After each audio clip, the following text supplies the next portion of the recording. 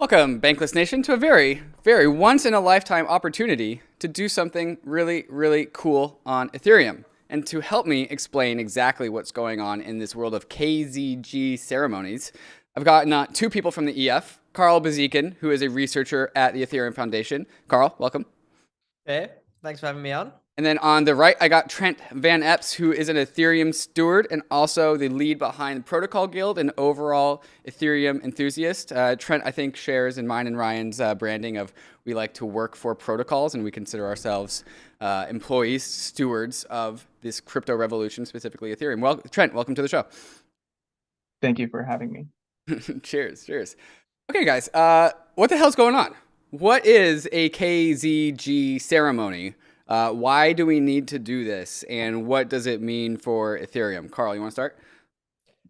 Yeah, sure. So the ceremony is much like we've heard similar things happen in the past for other protocols, but the idea is to get a bunch of people to come together and generate a secret, such that everyone who participated, like no one individually knows the secret. It's like shared in like the collective memory of everyone, but there's no way to reveal this. And then we can perform some math and cryptography on top of the secret to leverage it for all sorts of fun and useful protocol things, which is why we need it here. Okay, everyone's coming together to create a secret, but no one individual knows a secret. I think we're talking about like cryptography level stuff here, but can we unpack that, what that means? Like, what does it mean to create a secret? So sure, like a lot of these cryptographic protocols start with just assuming that there's something that no one really knows, and it's a key which unlocks the entire system. And the commitment scheme that we're wanting to use for EIP 4844, which you can touch on in a moment later, requires this a secret to be sort of embedded. And in this case, it's a number that we encrypt and we perform some calculations on to make it a bit more useful, but it's a number that no one can know. So you contribute, like everyone has a turn to add a little bit more to this number and to make it a little bit more random and a little bit more secure. But in essence, like no single person or even collective of people can know the ultimate secret unless everyone gets together to reconstruct where the secret and number comes from. So EIP 4844, that's something that we've talked about on Bankless pretty frequently. Proto-dank sharding is what this is called, and this is something to unlock a new property of Ethereum called blob space. So in addition to block space, which everyone transacts on, we get blob space, and blob space is like this data space for specifically layer 2s. It's what takes the brakes off of layer 2s. It's probably perhaps one of the last major upgrades to Ethereum before it really becomes the full vision of itself. There's of course some other things to do. But Carl, what you're saying is in order to get 4844, we need this like number thing, and we need this number thing to be a secret. And so this is like, I think one of these properties of this universe that is very specific to this crypto industry.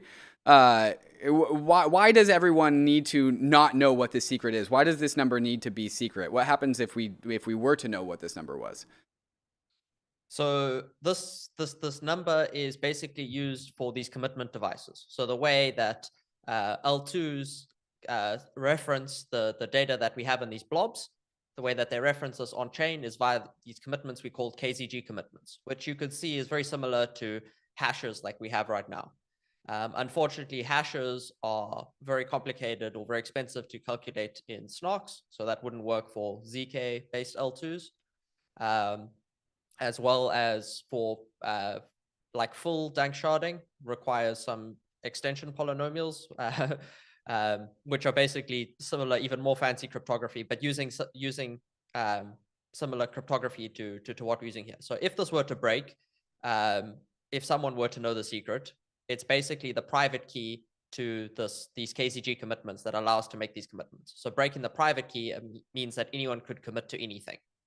So that means we no longer have any of the sensible guarantees of like, this is a blob and the blob is really what we say the blob is. It means that sort of all bets are off in terms of what a data blob would be or could be committing to.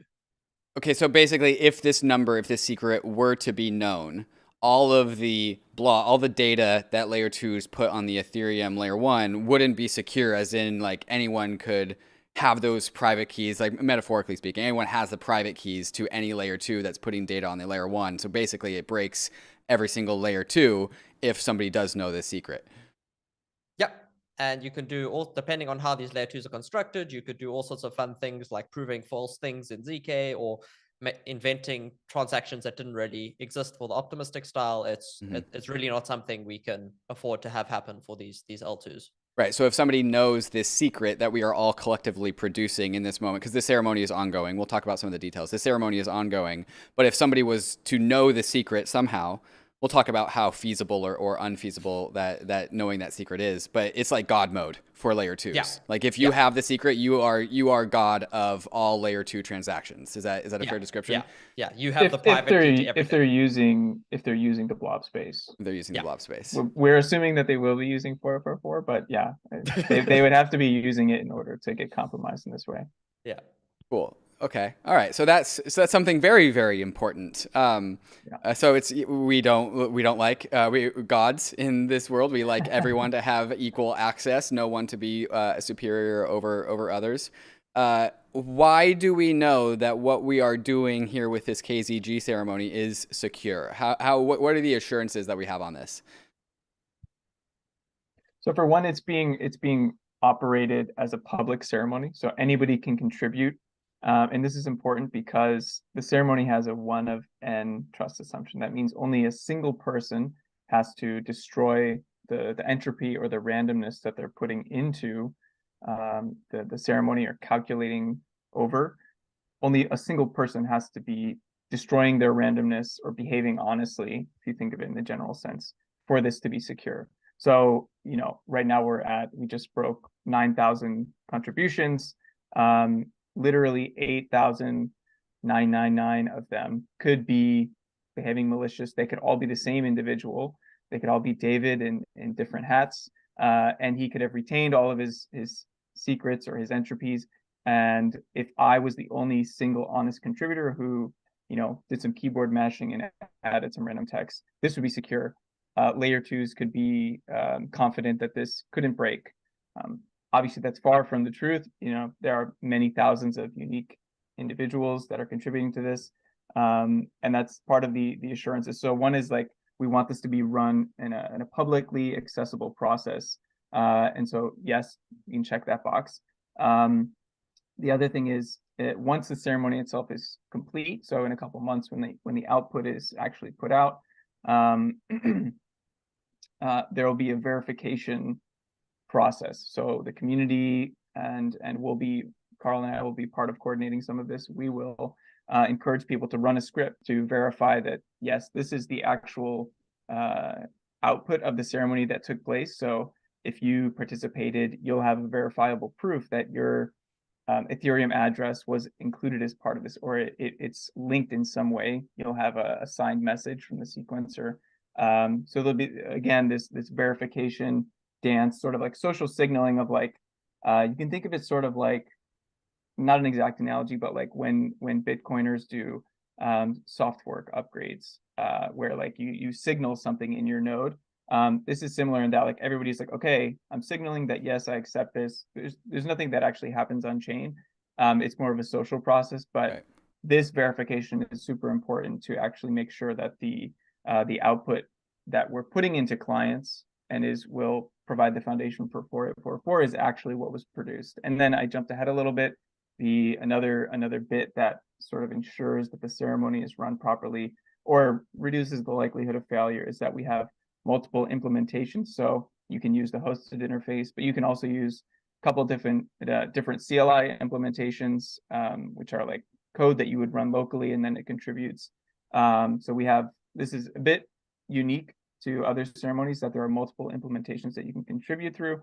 And this helps make the entire event more secure because you have differentiated paths that people can contribute through, kind of like the multi-client ethos of the Ethereum execution layer or the consensus layer, where you're much less likely to have a consensus failure if you have multiple clients. Same idea applies here. If you have couple different ways of applying, contributing to the ceremony, you're less likely to have a bug in all of them. Those are the three main ways that we can make sure that this is like a good outcome. Right. Let me reiterate those three things just to make sure I totally understand it. The first reason why we know that this works is that it's a one of n trust assumption, as in only one person has to behave honestly for this whole entire thing to work. And so if somebody has already done this signing and part of the ceremony, and then they forgot their key that they put into, we're already good. And as somebody who can't remember if I typed capital letters or not capital letters into my key, we might be good here. This might be a solved problem. We can just shut it down. We're done here. But that's the idea, is like the reason why like having a God mode over all Ethereum layer 2s that use blob space is a terrible outcome. But why we're okay with this is that how easy it is to have completely the strongest assurances that this works is so easy to achieve just by having one person forget their key. How many people did you say have signed so far, Trent?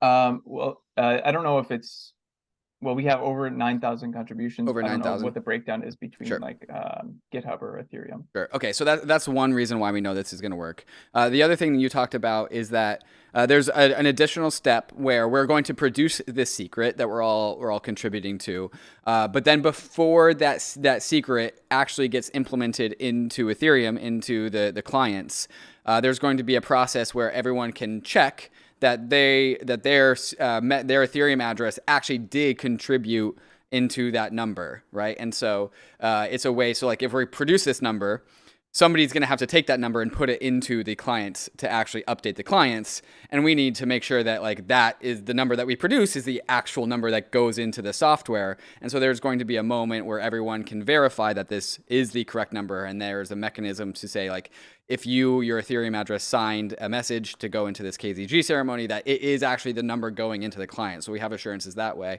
And then the third thing you mentioned is that there's multiple ways to access this ceremony. And so like maybe there's the front end website that probably most people will use.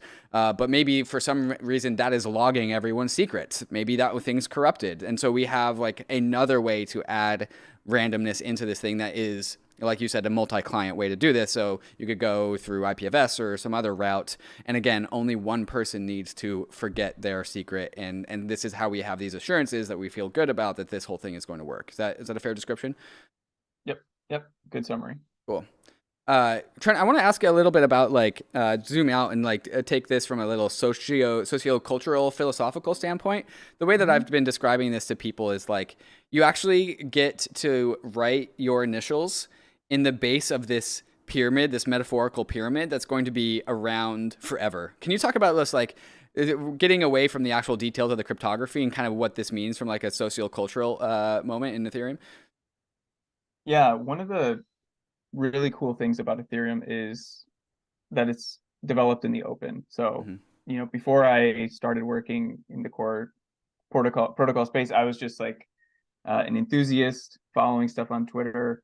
Didn't really know a ton of what was going on. I knew it was exciting, but I wasn't entirely aware of all the things that are going on. Obviously, still today, I'm learning. But it's hard to imagine back then and still today, like how I can contribute technically to Ethereum. I found other ways to contribute, helping to coordinate network upgrades, coordinating between client teams, engaging the community in core protocol upgrades, things like that. But before this, if you're maybe not as technically knowledgeable, there's not really a way for you to contribute technically. That's just it's a really deep domain in those terms. However, this is a really unique opportunity for people anybody really in the Ethereum community to contribute directly to a technical part of the Ethereum protocol. And in fact, it requires these contributions. It's not like, oh, it would be nice. This is literally made possible by having the broadest cut of the Ethereum community come in, contribute to it. And this, to date, there hasn't really been anything like it. Like I said, before you can, follow stuff on Twitter, you can listen to the core dev calls, you can be part of the community at a certain level, but you can't actually contribute to the protocol. So this is I really like what you said about like adding your name to the base of a pyramid, or I think I've also compared it to like writing your name in fresh concrete, assuming that this concrete isn't replaced in a couple of years. But yeah, it's this way of somebody who, you know, is really excited about what Ethereum is and what it's doing to have a really a deep impact. And I think that's a really important opportunity to take hold of for people who are part of the community, because it has a significant impact for many years to come. And it's really, yeah, like you said, it's interesting from a social perspective that the community itself can literally provide input to the the technical protocol in this way, through social signaling, through sharing this around, through contributing. And I don't know if there will be many opportunities like this in the future. It's a very rare bit to have this window into the protocol like this. Maybe we'll do an update to the setup in a couple of years if something needs to change, or we need to you know, create a deeper or a broader, if we need to do something beyond this for dank sharding itself, possibly we'll have to update the ceremony. But you know, this is kind of, treat this as your one opportunity to contribute directly to the Ethereum protocol, and it's definitely something very special. Yeah, and the Ethereum developers are a very, you know, talented, technical, competent bunch of people, and I totally think that they could have just like gone into a room, done some ceremony themselves, and be like, okay, we did it. Like, we don't really need to have this public ceremony. But that's not really in the Ethereum ethos, and especially when there's like an opportunity like this to get so many more people involved. Like the way that to put a visualization in people's heads, like imagine like a floating ETH logo. There's a massive line of people, and each one of them is coming and putting their very unique handprint with all their unique fingerprints, and they're touching the ETH logo, and they're leaving that print there, and then everyone is adding their own little handprint to Ethereum. And while we could have had the other event where just the Ethereum devs just did it, and it probably would be just totally fine, we would be robbing the whole world of this opportunity to be a part of this fun ceremony. And it really adds like social legitimacy to Ethereum. We can get like, I'm going to go, after like recording this video, I'm going to go send this video out to like Kathy Wood and Hester Peirce and like Andrew Yang, and like try and get all of these other people just to like, hey, like don't miss this opportunity to like leave your handprint at the core of this structure, because it's like a socially legitimizing like mechanism, right? Like we all get to, even though like it's gonna totally work either way, it's like a nice way to just like, you know, put a little bit of yourself into this core protocol. Yeah, the other thing I'll add to that, and something we touched on earlier about like the one of n trust assumption, is that yes, obviously we could, you know, a single core dev could do the ceremony themselves, or like 20 people could do it themselves, but that's not credible. We talk a lot about credible neutrality or credibility in Ethereum, or legitimacy, like you just mentioned. And this is very much an effort in building credibility, not just for the people who are around now, but the people who will be around, you know, using Ethereum in 10 years, in 20 years, in 100 years, assuming there's no setups in between there. But we need this to be credible as we can make it now for the long term. Because if we don't make it broadly accessible, if we don't have these multiple ways to contribute, if we don't try to do all of these things, then the output of the ceremony loses a bit of credibility over time. And so, yeah, definitely very much about building consensus around was the community able to participate? Is it a legitimate output? Things like that. So let's go a little bit into the details of the timeline of this whole ceremony. Carl, I'll throw this one back to you. What's the timeline of this whole thing? Like, what are the like dates that people should know about and pay attention to? Yeah, so we launched this thing on Friday the 13th of Jan for meme reasons. It was it was just too tempting. So yeah, that was a bit of fun. And the idea is to run the primary ceremony for at least 2 months. And what we want to do is give everyone a fair opportunity to make sure they feel like everyone had a turn to contribute. That there was some point, it wasn't like, oh, you have a week, quickly rush over to do something. Maybe you're away, you weren't paying attention, it didn't work out for you. We want to give it like an extended period of time for everyone to participate. So our current planning now is to have that run for about 2 months, until the 13th of March. Then we're going to switch to what we're calling special contributions. So something we've seen in previous ceremonies in the past is some people have come up with really creative ways of contributing. So doing things like for some of the original Zcash ceremonies, people used some radioactive cloth from Chernobyl and flew up in an airplane and pointed a Geiger counter at this cloth to try collect randomness that was hopefully far away from all sorts of noise collection sources, by being in an airplane, things like this, just ridiculous ideas that like give us extra layers of assuredness. But it's also art. It sounds like art. It is. Yeah. It is. And this is actually a very important like component of how this works is like we're having thousands and thousands of people contribute right now, and that provides like a lot of security. But like at some human level, we relate to these stories. 9,000 people is mostly a number, and I can see many of my friends on this list, and I've contributed in that list. Sure, that's fine. But seeing these like other ridiculous efforts that people make to do this is like far more convincing at like some kind of weird monkey brain kind of part of the story. They get the spectacle of it too. Yeah. So that's this period we're going to have after that. Do you know of any cool like experiments that people are thinking about doing in this phase? So we've had a bunch of things. We're actually still like opening, like we have a grants round open at the moment to the end of this month, trying to like ask people to come up with cool ideas, and we'll throw some money your way if you have something that's interesting. We've had some cool examples of like destroying the computer afterwards to make sure that there's nothing left, or lots of people asking for crazy amounts of explosives for things. Please, no more applications for exploding things. Yeah, but at least one, right? We get to explode. Somebody gets to explode something. Yeah. So like these kinds of things. So like either weird ways of creating the entropy or convincing other people it's destroyed afterwards. People are trying to use like cat toys to sample some entropy, building weird hardware around that. These kinds of things. And then the other thing we're encouraging people to do is to like write their own implementations of the software. So something we've taken as a very unique approach, a very Ethereum approach, is that this whole idea started as a specification.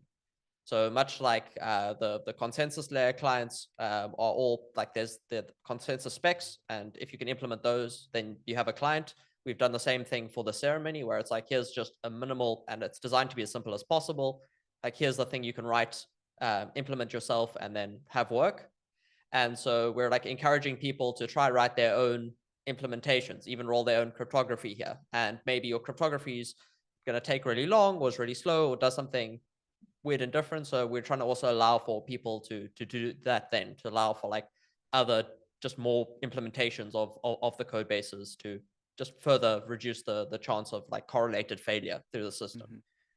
Because I think we're like rapidly approaching the point where with 9,000 people, there's no realistic way. I mean, already 9,000 people, there's no realistic way that everyone's going to get together and reconstruct the secret. I think it's always useful to have more people, and like I highly like we want as many as possible, but like it's rather unrealistic for that to happen. So now we like, I think the more realistic failure cases look like, oh, there's a bug in Windows, or all Firefox browsers have this weird thing which somehow leaked the secret, or something like that, right? So there's some weird correlated failure which starts attacking many of these contributions. So trying to encourage people to write other implementations allows us to transition over to like reducing those other risks that we have, the like sort of more black swan style risks that are potentially posed to the ceremony. And perhaps also one of the reasons why this like open period of contributing randomness is so long is that there's no real reason for it to need to be short. Like, yep. I think we have the what's the next upgrade? Shanghai upgrade for 4844 is speculated to be end of March, early April. No one really knows, but that's kind of the vibe. And so like, why not just open up this window and for the majority of that time? Shanghai is withdrawals. Oh, next excuse one me. would be- Right, right. yeah, yes, yeah. right. Next one would be Cancun. Yeah, Cancun. right. Yeah. And which It's is even expected further to out. have, yeah, it's expected to have 44.4. Obviously, like nothing is guaranteed, but yeah, that would be a little bit later in the year. Sure. Yeah. And so then, yeah, that period would be, we're basically going to try to fill that entire period until, you know, I don't know exactly the timeline, but we'll try to fill the entire period with contributions as much as we can. yeah, so like we'll open up again to general contributions after you've done these weird and wacky special contributions, right up until the last moment when client devs need to take all of this, shove it in the clients, have everyone verify that their contribution was included in this, and then we can ship 4844. Yeah, and right there would be the verification period where like everybody performs this. It doesn't have to be very long as it exists of just like the social signaling of here's the output.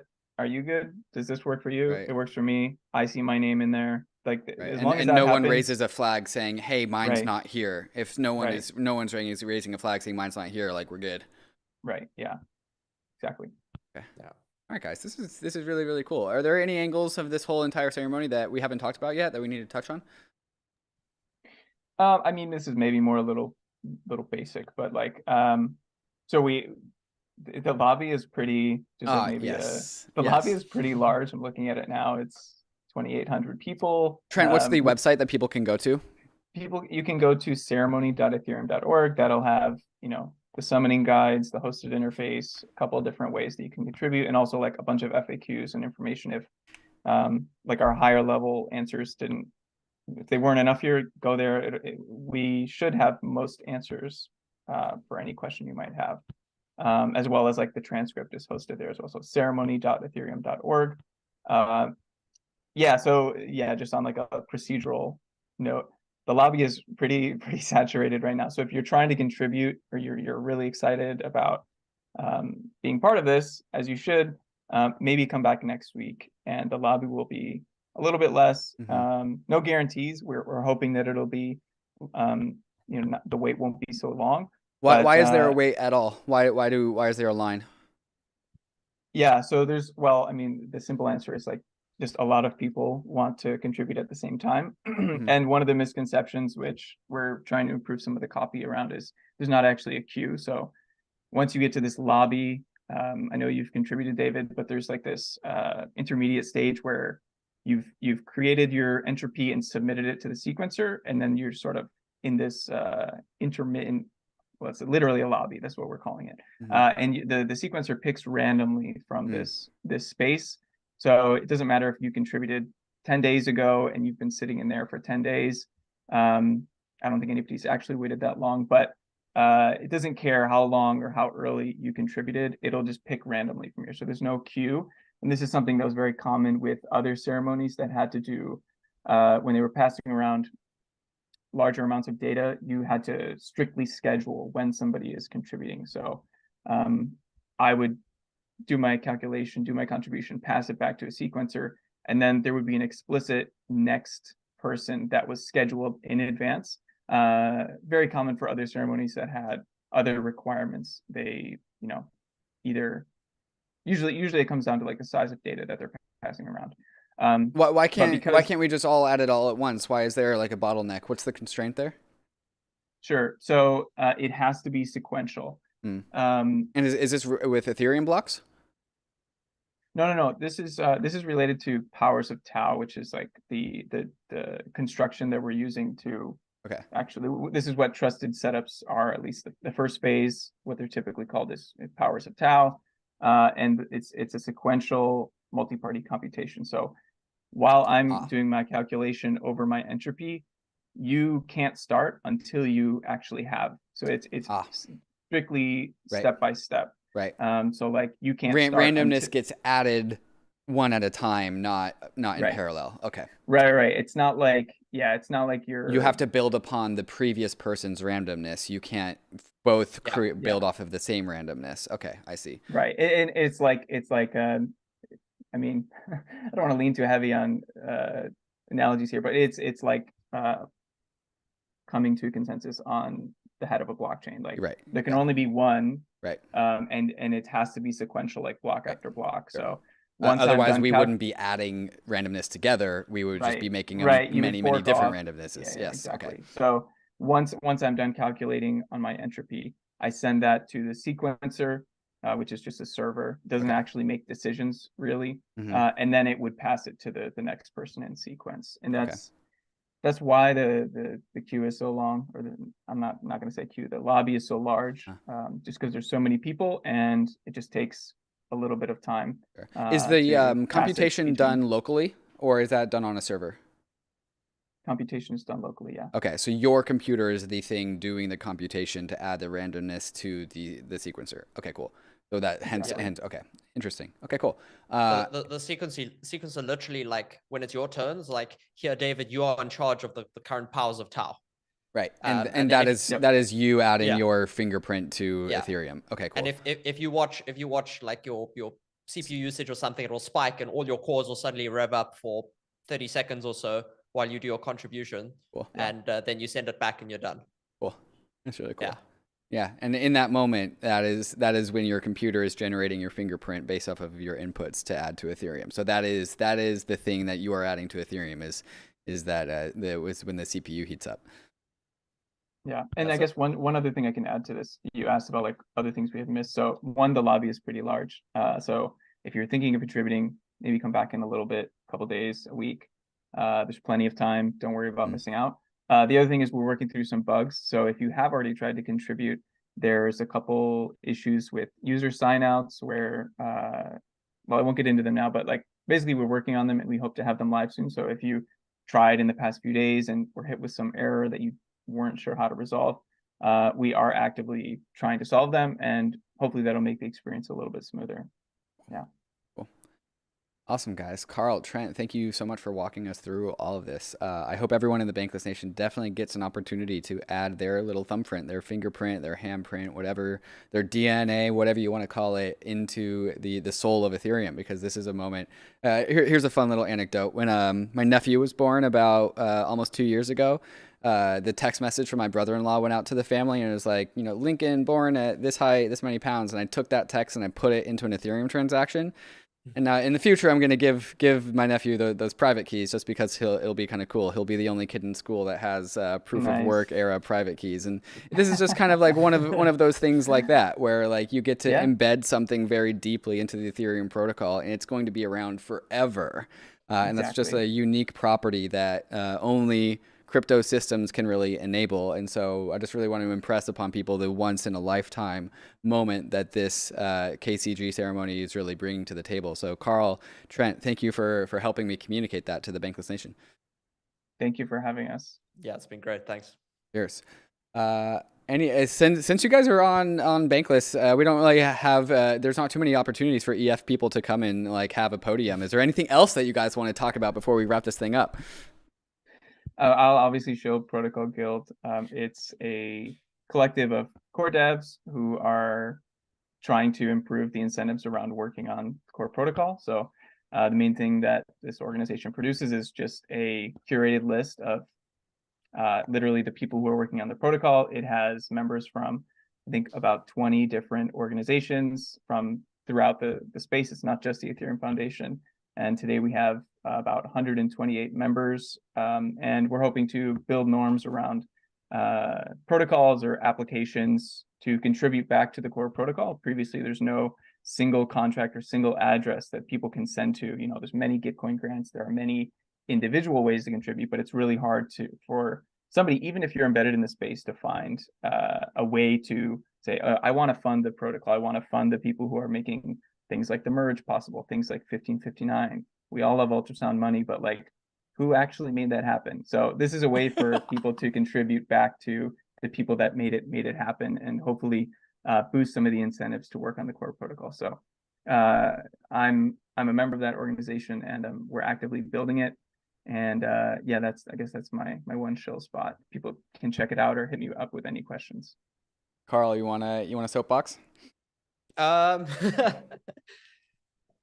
don't actually think so. I don't have any weird or wonderful things to contribute. Just like I always appreciate the coverage you have here of the more researchy topics, and like allowing everyone to like get involved with all those things a little bit more. I think that's an exciting, important thing in the space Oh, that we can never have enough of. So yeah, thanks for that. Cool. Thank you, Carl. And thank you, Trent, for joining me. Cheers, guys. Thanks for hosting us. Cheers. Cheers. Bye. Yeah.